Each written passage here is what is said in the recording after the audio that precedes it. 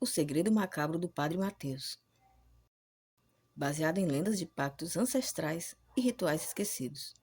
Você acredita que algumas igrejas escondem segredos piores que o inferno? O mal que se enterra nunca apodrece, apenas cria raízes. Provérbio antigo de São Jerônimo. No princípio, havia apenas a fome. Quando os primeiros colonos chegaram ao vale, encontraram apenas ossos sobre a terra. Os padres jesuítas que acompanhavam benzeram o local e ergueram a cruz de ferro. Mas à noite, além do fogo das fogueiras, diziam ouvir-se passos e ver-se sombras entre as árvores. O primeiro sacrifício havia acontecido em 1703. Padre Tomás, então com 33 anos, desapareceu durante uma tempestade. Quando o acharam 3 dias depois, estava inteiro, mas vazio, oco, sua pele intacta, mas seus órgãos ausentes. Nas paredes da pequena capela de madeira, alguém escrevera em sangue: um corpo por ano, e a vila permanecerá. Os séculos passaram. A capela virou igreja, ganhou cripta e a cada geração, um novo padre assumiu o púlpito com um sorriso tenso e a terra sob as unhas. 7 homens de Deus haviam tombado antes do padre Mateus. 7 tumbas foram seladas e 7 promessas foram quebradas.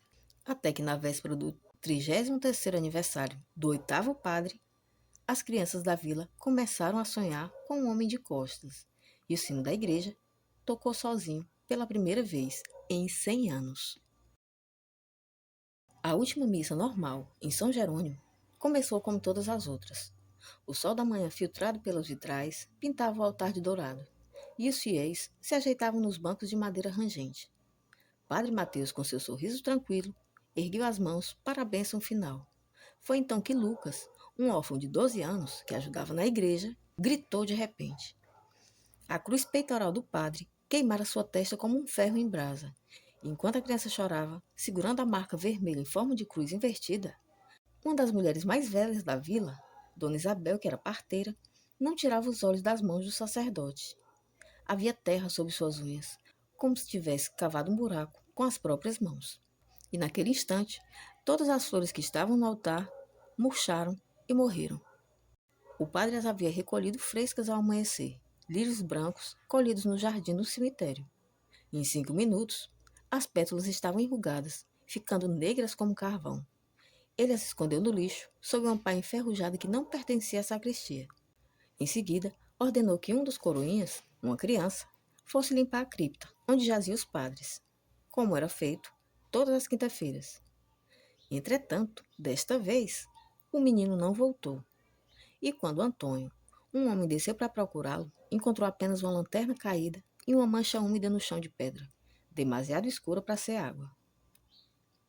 E então ouviu sussurros, vozes sobrepostas saindo das paredes, murmurando em um latim que aquele homem quase não podia reconhecer, até que uma palavra se destacou, clara como um sino funerário. Sacrifício. No alto da escada, antes de fugir, seu olhar foi atraído por uma parede úmida, e ele viu 7 cruzes invertidas, desenhadas com algo que ainda pingava.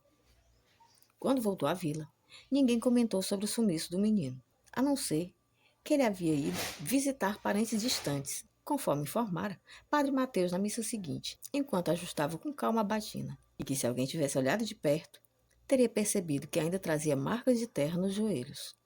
Enquanto no porão da igreja, algo começava a arranhar a porta por dentro. E foi naquele domingo que, pela primeira vez em 100 anos, o sino tocou sozinho, à meia-noite. Havia algo errado. Havia algo profundamente errado com aquele padre. E Dona Isabel, a parteira da vila, foi a primeira a perceber. Ela sempre sentava na primeira fila da igreja, suas mãos calejadas, entrelaçando contas do rosário, enquanto observava cada movimento do sacerdote. E foi uma quarta-feira de outono, enquanto a luz das velas dançava nas paredes de pedra, que ela viu. A sombra do padre não o acompanhava. Enquanto ele elevava o cálice durante a consagração, na missa, sua silhueta projetada na parede continuava ajoelhada, com as mãos em prece. E quando o padre Mateus se virou para a congregação, sua sombra permaneceu de costas. Por um breve instante, Isabel jurou vê-la crescer, alongando-se como tentáculos escuros pelos cantos da nave da igreja. As crianças seriam as próximas a perceber.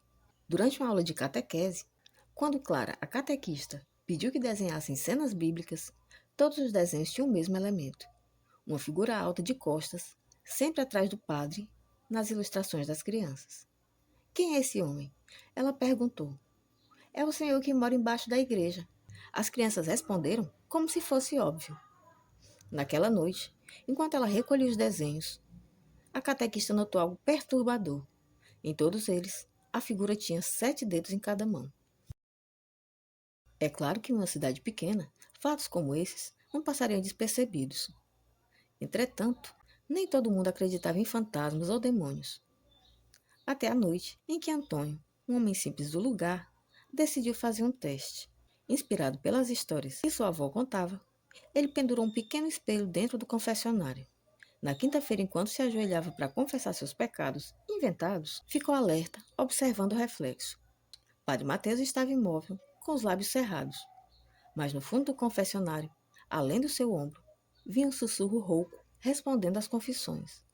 E o homem então olhou diretamente para o padre e viu no reflexo do espelho que o rosto do sacerdote estava em decomposição, a pele descascando como se fosse papel molhado. Deus não olha mais para cá, disse Padre Mateus de repente, fazendo Antônio dar um salto. E quando esse homem saiu, suando frio, notou que o espelho tinha rachado no formato de uma cruz invertida. A catequista estava grávida de 8 meses e sempre ia à igreja buscar consolo e se confessar. Entretanto, certa vez, quando se ajoelhou no confessionário, em vez da voz sempre calma do padre, ouviu uma frase que para ela não fez nenhum sentido. Traga o oitavo. Mais do que essa frase, insólita, ela percebeu que aquilo não era a voz do padre, mas um coro de sussurros, como se dezenas de vozes falassem juntas ao mesmo tempo. Clara sentiu o bebê chutar violentamente dentro de seu ventre, como se tentasse fugir. Quando a porta do confessionário se abriu, Padre Mateus estava lá, mas por um piscar de olhos, ela viu olhos negros onde deveriam estar os brancos e dentes afiados atrás de seus lábios finos. Você não deveria ter vindo aqui tão tarde, disse ele, ajudando ela a se levantar com mãos anormalmente frias. Na saída, Clara jurou ter visto 7 vultos observando das janelas altas da igreja.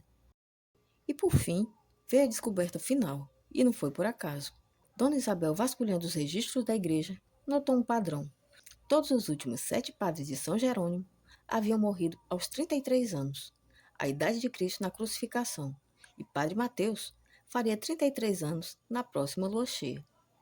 Enquanto fechava aquele livro empoeirado, Dona Isabel ouviu passos pelo corredor. Quando se virou, viu apenas 7 pares de pegadas de barro, levando até a porta, como se um grupo tivesse entrado, mas ninguém tivesse saído. Naquela noite, pela primeira vez em semanas, o sino da igreja não tocou à meia-noite. Em vez disso, todas as pessoas ouviram 7 batidas na porta da igreja, lentas, espaçadas, como se algo estivesse pedindo para entrar. Ou talvez, depois de alguns séculos escondidas, estivessem finalmente saindo.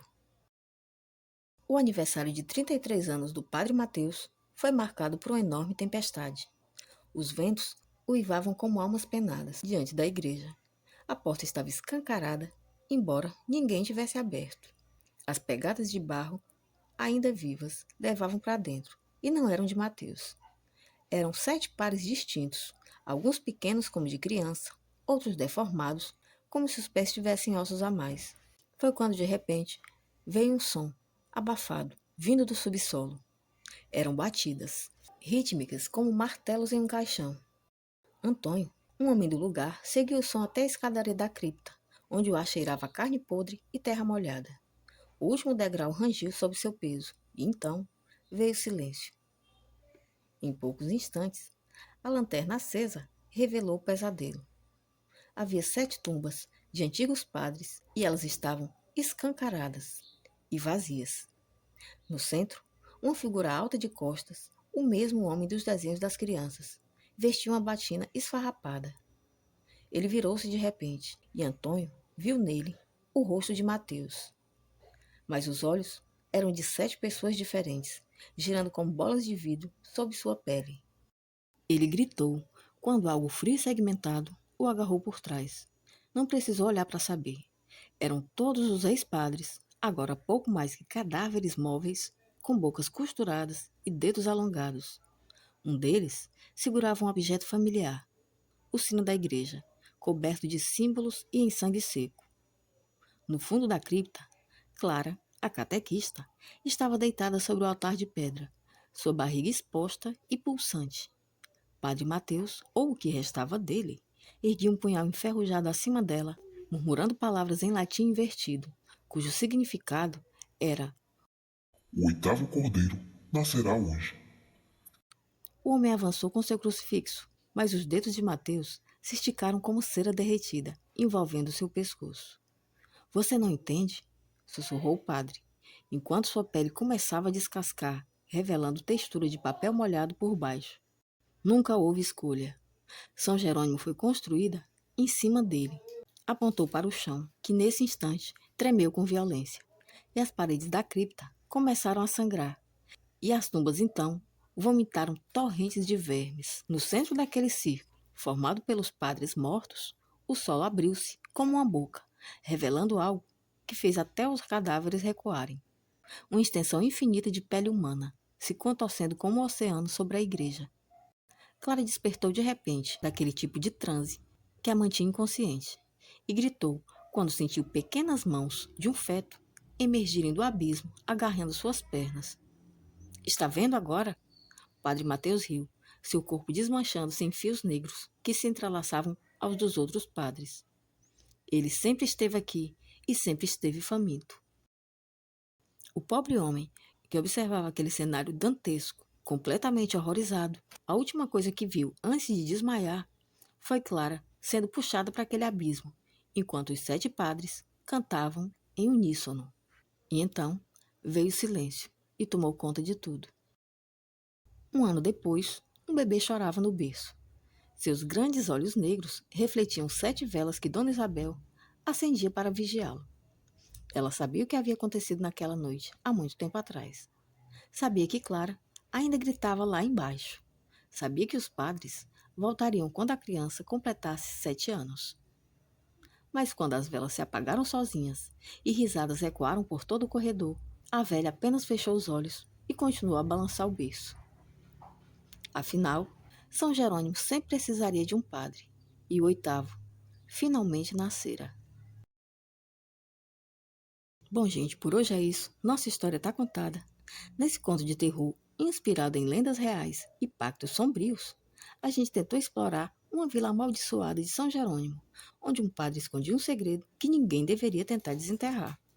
Com elementos de terror psicológico, suspense sobrenatural e um final de deixar qualquer um de cabelos em pé, ao menos é o que eu espero. Esse é o tipo de história para quem gosta de terror, com raízes folclóricas, histórias de possessões, suspense com reviravoltas e esses contos que a gente costuma escutar antes de dormir.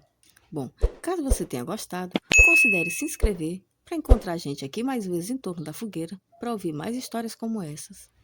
E se você deixa um like, você estimula muitíssimo o meu trabalho de continuar produzindo esse tipo de conteúdo, que eu gosto muito de contar esse tipo de história. Então, sem mais, um grande abraço para todo mundo e a gente se vê aqui em torno da fogueira na próxima história. Um abraço e até lá!